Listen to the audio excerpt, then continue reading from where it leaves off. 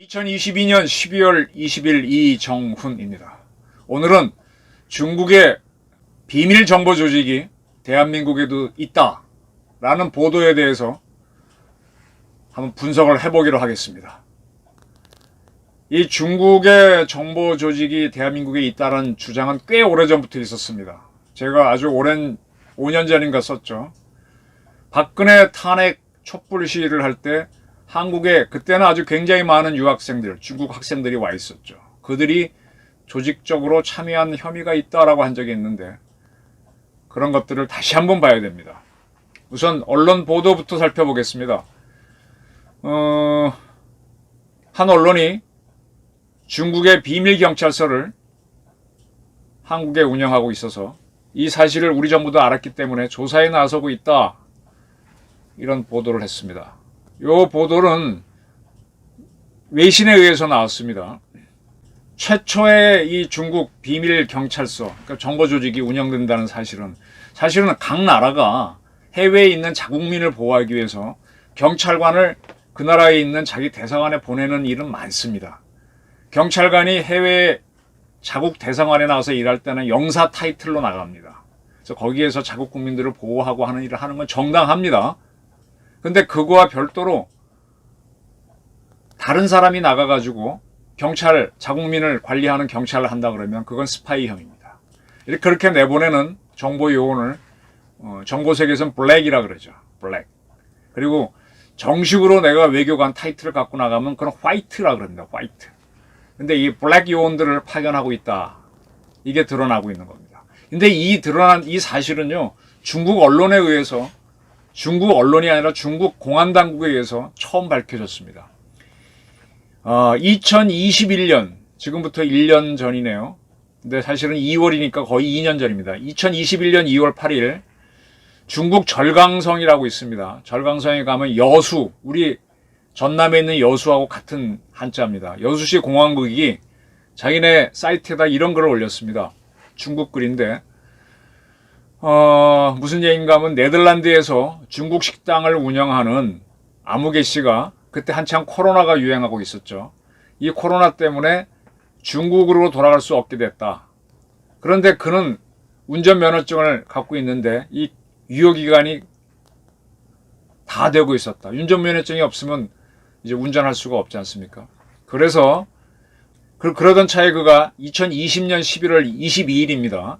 2020년 11월 22일 중국인 위치에서 이 여수시 경찰서가 서비스 센터 해외 분점을 운영하는데 네덜란드에는 암스테르담에 있다 라고 발표한 것을 위챗에서 보고 직원을 보내서 연장해달라 그랬더니 30분도 안 돼서 운전면허증을 연장해줬다.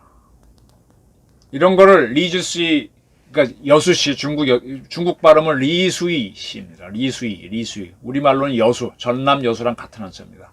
그렇게 공항국에 홍보물을 올렸어요. 그래서 왜 중국 경찰이 해외 분점을 네덜란드 수도에 대사관이 있으면 거기서 하면 될 텐데 암스테르담에 따로 해외 서비스 센터를, 경찰 서비스 센터를 운영해 하는 게 이제 딱 잡힌 거죠. 이 모든 정보는요, 공개 정보에서 하는 게 거의 9할, 7할 됩니다. 이게 이제 스스로 이제 중국 경찰, 여수 경찰이 공개했기에 네덜란드가 감을 딱 잡은 거죠. 그러다가 이제 차츰 이제 그 나라도 정보기관이 있으니까 조사에 들어가죠. 그러다 보니까 스페인에 있는 시민단체인 세이프가드 디펜던스라는 이 기관이 중국이 전 세계에 해외 경찰 서비스를 운영하고 있다라고 보도를 했고, 그러면서 설명하기를 중국 중앙경찰이 아닌, 그러면 또 예민해지니까 각 성에 있는 공안당국 주도로 21개국에 54개의 해외 경찰 서비스 센터, 해외 경교 복무점, 복무점은 서비스 센터라는 뜻이고 경교라는 거는 경찰 교포란 뜻인데, 하여간 뭐 해외 경찰 서비스 센터라 운영하고 있다. 스페인에는 9개, 이탈리아는 4개, 영국에 3개 등등이 있다. 이때만 해도 대한민국에는 있다는 보도가 없었어요. 일본엔 도쿄에 하나 있고 몽골 울란바토르 수도에 하나가 있다. 뭐 그런 식으로 보도가 나왔었습니다. 이렇게 나오니까 이거는 블랙이온을 파견한 거잖아요. 그 나라 승인을 안 받고. 그거 간첩이죠, 간첩. 그래서 캐나다 정부가 올해 10월부터 중국이 무허가로 설치한 해외 경찰 조직에 대한 조사에 돌입한다는 성명을 냈고, 호주는 이제 원저우시가 한자는 어떻게 되는지 모르겠다. 원저우시 공화국이 2018년부터 시드니에 해외 경찰 서비스 센터 운영 중이라고 보도하면서 역시 조사에 들어가고, 또 네덜란드도 중국이 암스테르담 말고도 노테르담에 무허가 경찰관서를 운영한다라고 보도하면서 조사에 들어갔습니다. 그러면서 세계 각국에서 하다 보니까 지금 나오는 거는 삼국도 있다. 48개국에서 추가로 파악됐다. 미국에서 보도가 CNN 등 막 나오고 있습니다. 아까 그 스페인의 세이프가드 디펜던스 보도를 인용해서 막 터져나오기 시작했습니다. 그러니까 우리나라도 있다는 게 지금 보도가 나온 거죠. 이 정식 명칭은 중국은 해외 110 서비스 스테이션이랍니다. 아까 이제 경교, 복무첨 뭐 그런 건데, 그 자국민을 위한 행정 서비스를 한다라고 해놓고 나서는 사실은 해외에 지금 시진핑을 비판하는 반중국 인사들이 많잖아요. 반정부, 반중국 처지에선. 그런 사람들을 감시하고 추적하는 일을 해왔다. 그럼 이거는 중국이 자국 바깥에서 경찰력을 행사한 거니까 이건 철저한 주권 침해입니다. 지금 한국에 와 있는 중국 유학생들 요즘 코로나 때문에 이제 많이 돌아오지 않는 걸로 알고 있는데, 그 친구들이 무슨 행동을 할 때 항상 주한 중국 대사관 눈치를 보고 통제를 하니까. 근데 그런 거 말고도 별도의 비밀 경찰 조직이 한국에도 있었다. 그 친구들이 경찰 서비스를 제공한다고 하면서 너 이거 하면 안 돼, 이거 돼. 그리고 또 거기 또 망을 씹어갖고 관리를 하기 시작하면 꼼짝을 못하죠. 대한민국에도 중국 해외 경찰 서비스 센터가 있다는 거는 강소성이라고 있죠. 양자강에 가면 강소성에 남영남자 통할 통자 할 때 남통시가 있는데, 남통시 공안당국이 한국에도 서비스 센터가 있다라고 공개했기 때문에 알려진 거예요. 세계 언론이 알게 된 거예요. 그 남통시는 중국 교포나 유학생들을 협력관, 리에종이라고 그러죠. 리에종으로 고용해 현지 공무원들과 협력하고 있다라고 밝혔습니다. 중국 스스로 밝혔습니다. 이렇게 되면은 뭐 우리가 파자난 게 아니라 중국이 스스로 밝힌 거니까 왜 블랙 요원들을 우리 대한민국 허가도 안 받고 보냈어? 하고 문제 제기를 해야죠. 이에 대해서 지금 우리 정보기관이나 뭐가 조사가 들어가는 것 같아요. 이건 명백한 우리한테 블랙 요원을 파견한 거는 그건 간첩행위입니다. 한 몇 년 전까지만 해도 우리가 일본하고 사이가 불편할 때는 일본에서 온 기자들이 가끔씩 블랙 요원으로 우리 입장에서 체포되고 추방하고 했었어요.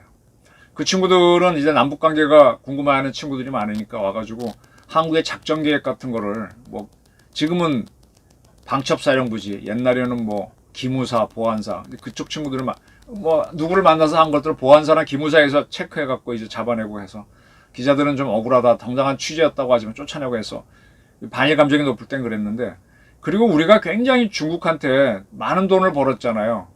원래는 좀 우리가 무역이 적자이긴 하지만 수십 년간 우리가 흑자를 누린 데는 중국으로부터 번 돈이 많았죠. 그러다 보니까 중국이 하는 거에 대해서는 타치를 안 하고 그 팀을 타고 중국이 블랙 요원을 넣어도 문제 삼지 않았었죠. 근데 지금 중국이 북한을 절대적으로 지지하면서 그 다음에 뭐 세계 질서를 교란시키고 1대1로를 하고 있으니까 이제 우리도 입장이 달라지는 거죠. 그러면 이제 슬슬 들어가는 건데,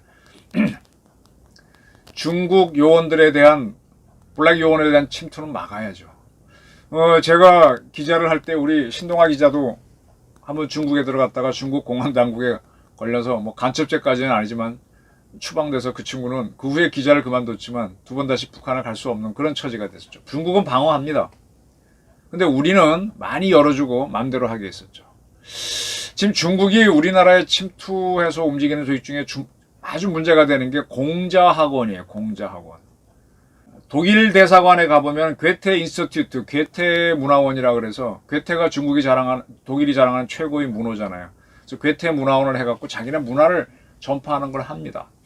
그건 저도 옛날에 대학생 때 괴테 문화원 가가지고 어쩌고저쩌고 한 기억이 나는데, 그 중국은 이 공자 학원을 자기네 문화센터로 하는 게 아니라 학원을 운영하는 사람이 해도 됩니다. 전국 정부의 지원을 받아서. 그리고 각 대학에서도 해도 됩니다.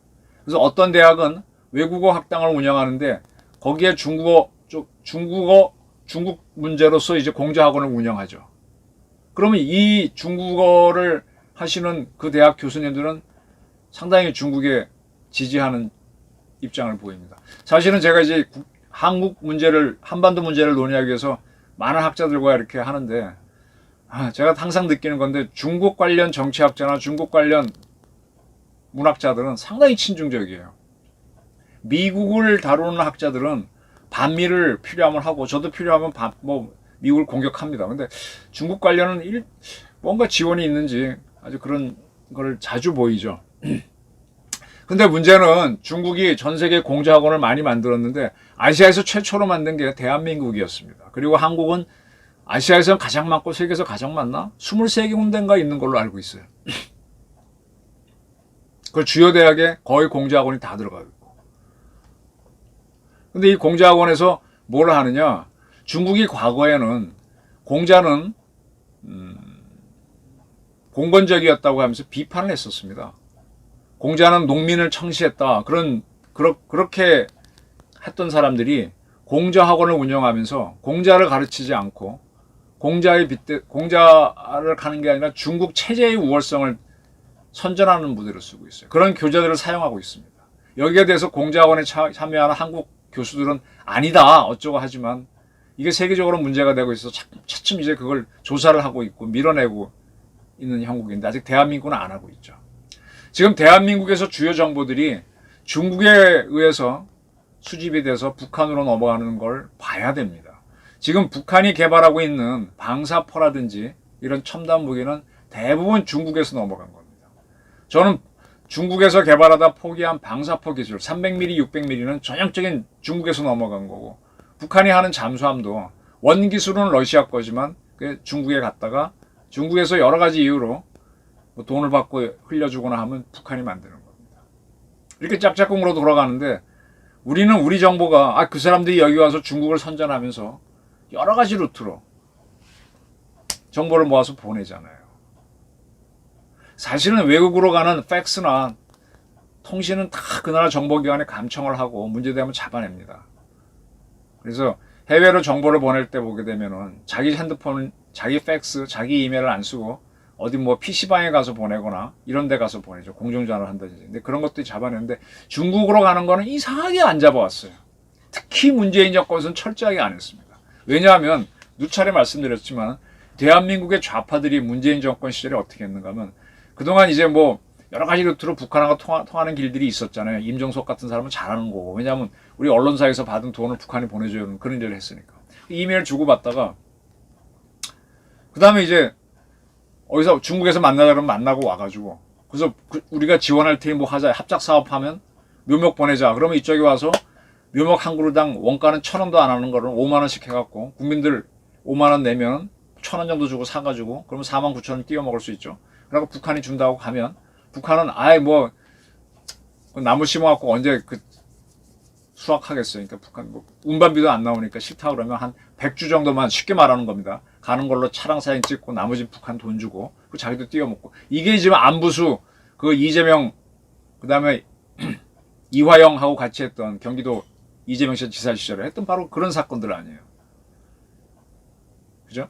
이런 식으로 이게 하다 보니까 중국하고 막 왔다 갔다 하는 걸 타치하게 되면은 그들이 못하니까 이 통신망을 정보기관사 안 막은 거죠. 그럼 많이 샜을 겁니다. 이런 것들을 잡아내야 돼요. 지금 유럽이라든지 미국에서는 공자학원도 차단하고 모두 다 들어가는데 우리는 아직도 열어놓고 있거든요. 한때는 우리가 일본을 두려워해서 일본 기자들, 일본 사람들이 돈 쓰고 올 때 그걸 첩자가 아닌가 간첩으로 많이 잡았는데 한때는 또 우리가 와 있을 때는 김영삼 정부 때는 한소 관계가 좋았는데, 한러 관계가 좋았는데, 그땐 서로 외교관은 맞추방하고 막 하면서 한러 관계가 식었죠. 한중 관계는 지금까지도 좋아요. 돈을 많이 버는 이유로. 근데 거기에 많은 정보가 새고 있다는 겁니다. 이번에 그 해외 경찰 서비스 몰래 운영하고 있었다. 중국의 남통 공안 당국이 스스로 밝혔으니까 사실이겠죠. 그죠? 조사해서 우리 정보가 쓰리 쿠션 방법으로 중국으로 넘어가는 걸 차단해야 됩니다. 우리 방첩 부서들이 그동안 너무 느슨하게 했는데 문제죠. 지금 국정원도 바로 세워야 되고, 지금 경찰이 참 대공수사권 넘겨봤는데 독점하게 되는데 과연 잘할지 참 문제이기도 하고요. 또 기무는 기무대로 어떨지도 궁금한데, 기무 방첩사령부 이제 뛰어야 됩니다. 지금 왜 대한민국이 이렇게 중국에 휘둘리고 있는지, 그리고 중국이 경우에 어긋난 수를 하는 건 우리가 분명히 잡아가야 됩니다. 공제학원에서는 그 티베트 문제라든지 이런 거에 대해서 아주 중국에 유리하도록 교과서를, 그런 내용이 담고 있는 교과서를 강의하고 있는데도 아무도 문제 제기를 안 하고 있거든요.